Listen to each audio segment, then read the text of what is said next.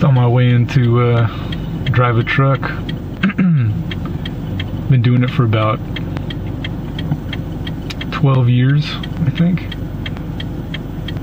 Pretty consistently. I was thinking about it this morning, like through the Bush presidency, through the Obama presidency, and hopefully I'm out before whoever comes next.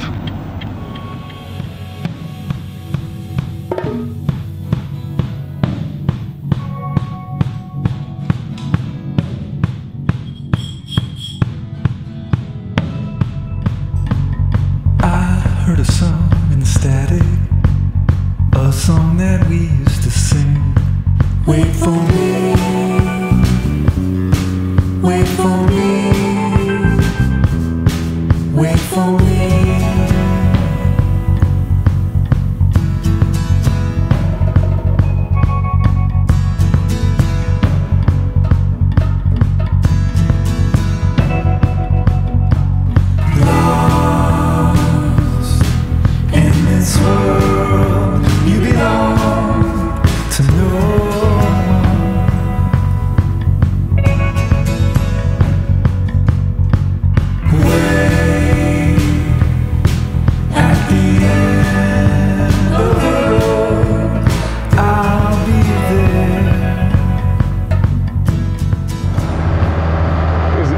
Nothing that will kick you in the ass like being afraid. Like, I'll invite musicians who are idols of mine to play with me. Man, that will make you present, right? That fear is just, it's such a powerful thing, and that's part of it, you know. I mean, Max Bennett, who plays on Psychic Temple 4, Mike Watt, another guy, you know, fan of his music for a long time, Terry Reid. I talked to Chris a lot on the phone, and then when I got here we were talking about meanings of songs, and all songs have at least 3 ways of doing them, rhythmically or whatever, and at least 20 meanings, because the people have their own meanings of whatever you say. And it was interesting because Chris was saying to me is, well, I know this seems the obvious meaning to a certain song, that's what first hits you.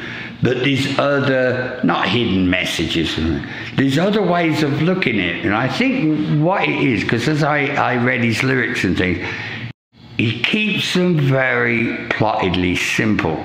As short as they may be, they make more of a point than somebody that rambles on for hours.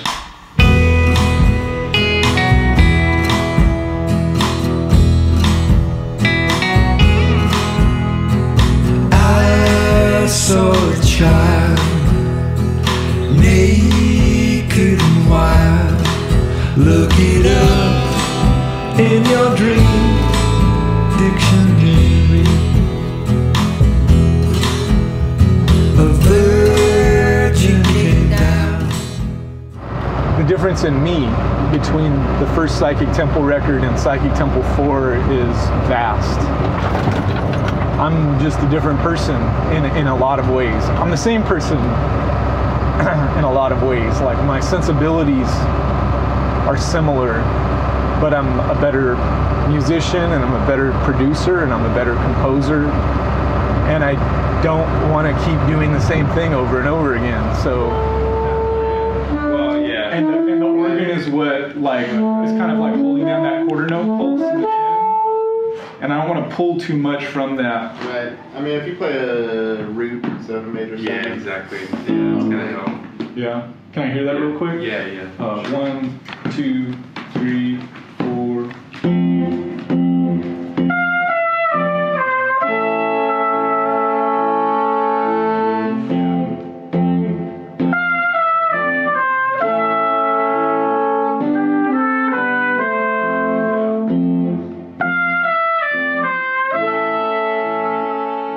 Jesus, that was a stressful session. Was it?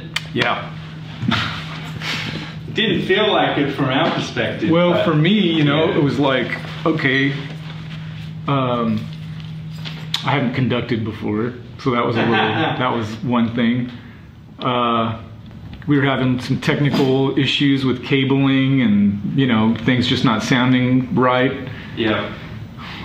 You know, and the way that you want a session to run is just like when there's like inspiration, it like you capture it and you move on to the next thing and then you get inspired again, you know? Yeah. But this was like, cool, we got it. And it's like, no, we got to do it again. Yeah. Okay, no, wait, we got to do it again. Okay, now let's take 5 minutes or 10 minutes and let's change out this cable. And Jesus, man. You know, it's not so much about sort of like getting a perfect take rhythmically and pitch-wise and whatever, as more about getting the character of the sound and getting something that feels real and alive.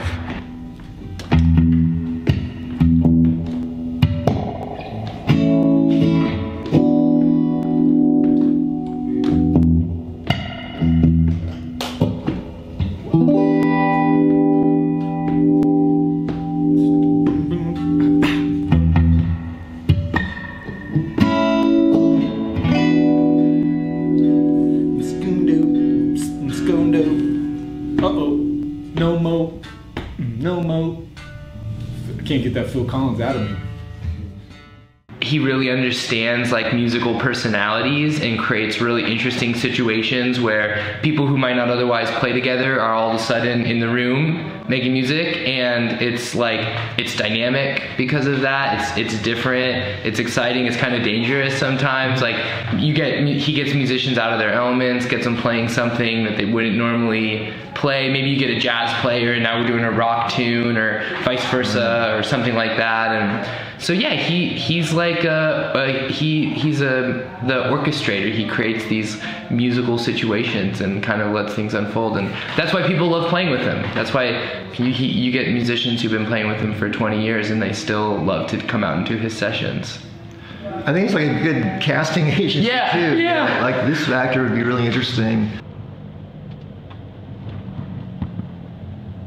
The advantage in a weird way of like having Psychic Temple be this massive like shifting project is that I could write any kind of song and just put the right player in there, you know?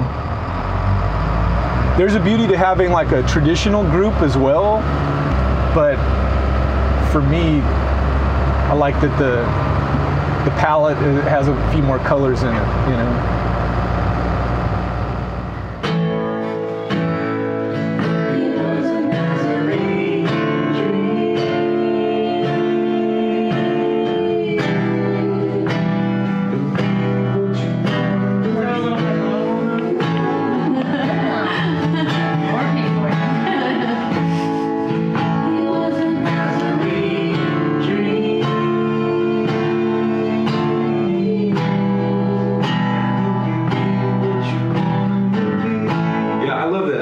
Perfect. I love just the harmonies on the first and third lines of the chorus. Yep. And there's just 2 choruses. Cool. That sounds pretty. Psychic Temple defines a very specific place in the musical realm of 2017, I would say. And nobody is necessarily doing anything like that. I think that's why when Psychic Temple plays Music for Airports, when that album came out, that's why so many people were in love with that record, is because who else is taking Chris's very distinctive approach, which is bringing all these musicians together and sort of conducting a symphony of different people's visions. How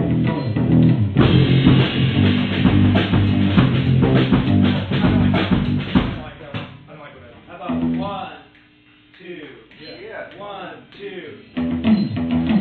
Let's do that. It gives me a little bit of a settle my body into it. 1, 2, 1, 2.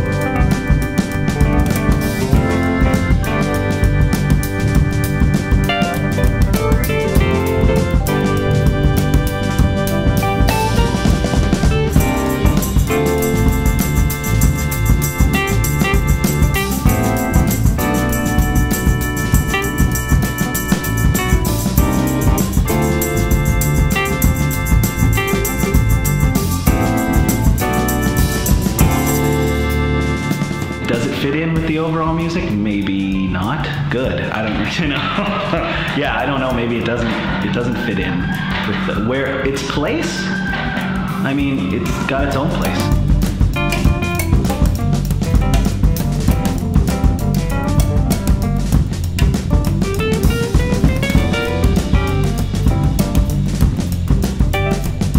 He's just such a restless, creative soul, you know, and it's not good enough to be pumping out an album as hard as he can. It's the next album that he's thinking about, and it's another project.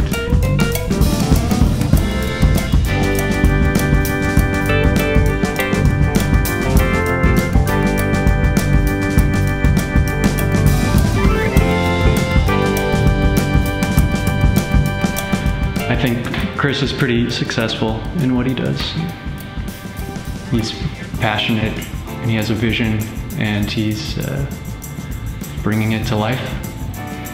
Yeah, it seems like he gets to make the music that he wants to make, and I feel like if you can do that, then that's a pretty good measure of success in my book.